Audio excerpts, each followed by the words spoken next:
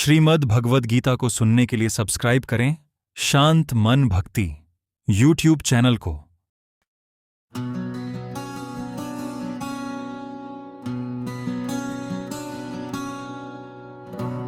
ये चेतना क्या है? ये है मैं हूं, तो फिर मैं हूं क्या है? कलुषित चेतना में मैं हूं का अर्थ है कि मैं सर्वे सर्वा हूं, मैं ही भोगता हूं। ये संसार चलायमान है क्योंकि प्रत्येक जीव यही सोचता है कि वही इस भौतिक जगत का स्वामी तथा सृष्टा है। भौतिक चेतना के दो मनोमय विभाग हैं।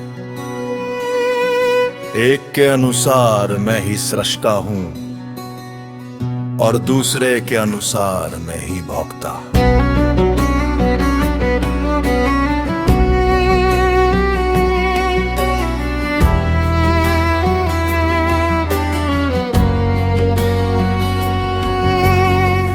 लेकिन वास्तव में परमेश्वर सृष्ट तथा भोक्ता दोनों है, और परमेश्वर का अंश होने के कारण जीवना तो सृष्टा है, नहीं भोक्ता।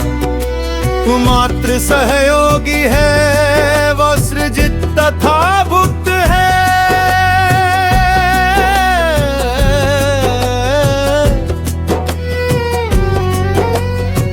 उदाहरणार्थ मशीन का कोई एक अंग संपूर्ण मशीन के साथ सहयोग करता है। इसी प्रकार शरीर का कोई अंग पूरे शरीर के साथ सहयोग करता है। हाथ पांव आंखें आदि शरीर के अंग हैं, लेकिन ये वास्तविक भोक्ता नहीं है। भोक्ता तो उधर है, पांव चलते हैं,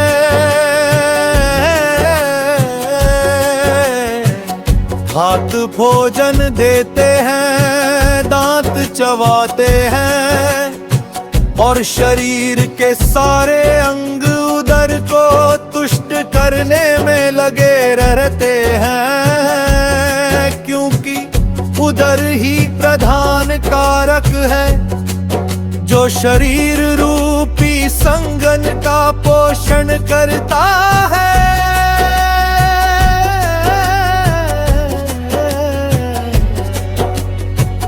अतएव सारी वस्तुएं उदर को दी जाती हैं, जड़ को सींच कर वृक्ष का पोषण किया जाता है, और उदर का भरण करके शरीर का पोषण किया जाता है।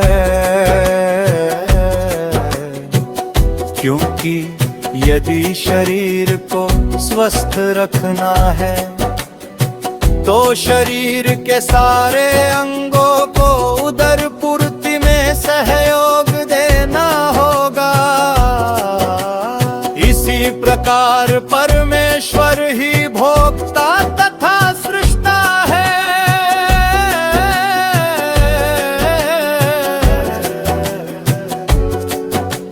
और उनके अधीनस्थ हम उन्हें प्रसन्न रखने के निमित्त सहयोग करने के लिए है।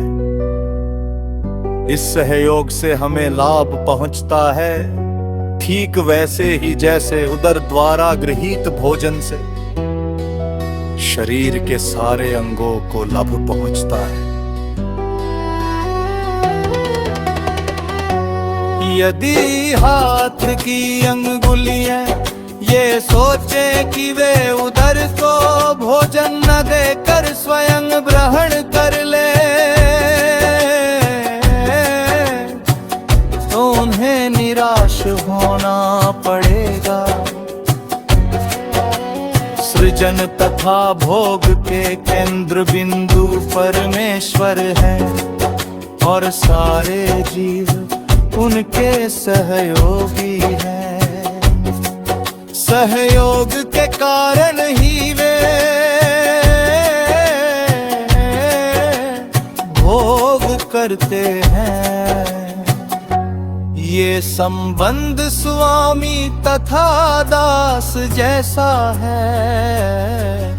यदि स्वामी तुष्ट रहता है तो दास भी तुष्ट रहता है। इसी प्रकार परमेश्वर को तुष्ट रखना चाहिए। यद्यपि जीवों में भी श्रेष्ठ बनने तथा भौतिक जगत का भोग करने की प्रवृत्ति होती है, क्योंकि इस दृश्य जगत के सृष्ट परमेश्वर में ये प्रवृत्तियां हैं।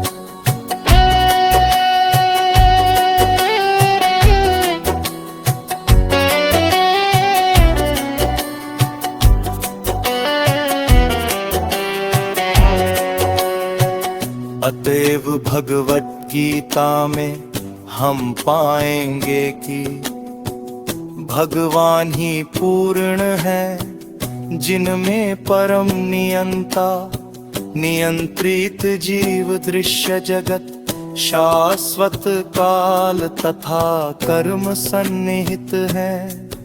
और इन सब की व्याख्या इसके मूल पाठ में की गई है। ये सब मिलकर परम पूर्ण का निर्माण करते हैं। और यही परम पूर्ण परम ब्रह्म या परम सत्य कहलाता है। यही परम पूर्ण तथा परम सत्य पूर्ण पुरुषोत्तम भगवान श्री कृष्ण है। सारी अभिव्यक्तियां उनकी विभिन्न शक्तियों के फलस्वरूप है। वे ही पूर्ण है। भगवत गीता में यह भी बताया गया है कि ब्रह्म भी पूर्ण परम पुरुष के अधीन है। ब्रह्मणो हि प्रतिष्ठाहम्। ब्रह्म सूत्र में ब्रह्म की विशद व्याख्या सूर्य की किरणों के रो में की गई है। श्रीमद् भगवद गीता को सुनने के लिए सब्सक्राइब करें शांत मन भक्ति यूट्यूब चैनल को।